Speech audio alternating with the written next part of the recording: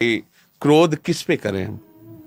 दूसरी बात सोचो, हमारे कर्म ही हमको दुख सुख देते हैं, ये सिद्धांत पक्का है।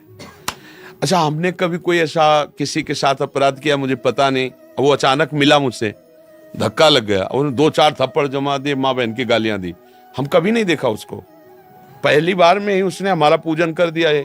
अब हमको विचार करना है कि मेरी तरफ से तो कोई गलती हुई नहीं, इसकी तरफ से गलती इसलिए हो रही कि मेरे से कोई गलती हुई है, उसका फल ये मुझे दे रहा है।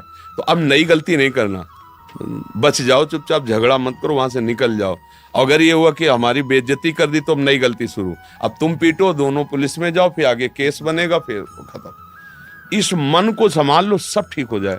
कोई तुम्हें छू नहीं सकता, ध्यान रखना। जब तक तुम्हारा कर्म तुम्हें दंड देने के लिए, तब तक कोई तुम्हें बचा नहीं सकता।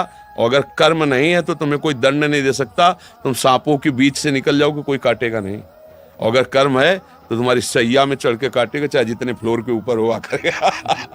कर्म ही वो सारा खेल करता है। एक आदमी मान लो मिला, इतना प्यार, इतना दुलार के लगा कि यार इससे हम कभी नहीं मिले, इतना सुख मिला, इतना, वो हमारे कर्म। एक आदमी मिला, देखते ही वो इतना टॉर्चर करने लगा कि मतलब लगता है कि यार कोई मतलब नहीं, फिर भी यार पीछे पड़ा है, मतलब अब इसको क्रोध आ गया, गुस्सा आ गई, और जब उसकी याद आ गई तब गुस्सा, यार मतलब बेमतलब, वो बेमतलब नहीं, वो मतलब से है। तुम्हारे कर्म का भुगतान करने के लिए उस रूप में कर्म लाया, प्रेरित करके उसको। अगर शुद्ध ज्ञान हो जाए तो कभी झगड़ा ना हो, कभी गुस्सा ना आए। अच्छा, दूसरी बात, अपने दांत से अपनी जबान कट जाए तो किसको थप्पड़ मारोगे? सही लोगे ना। अचानक अपने हाथ से अपने हो जाता है, कई बार ऐसा देखा गया। आप कोई चेष्टा करो, आपके हाथ से ही आपको दंड मिल गया, अब क्या करोगे? किसी को नहीं। ऐसे ही ये सब आत्म स्वरूप है, ये बेचारे हैं। जो वहां से रिमोट में दबाया जाएगा वही हाथ उठेगा, तुम्हारे गाल में लगेगा के। वहां कारण पर पहुंचो, क्रिया पे नहीं। क्रिया तो यंत्र कर रहा है, कारण कौन है? भगवान।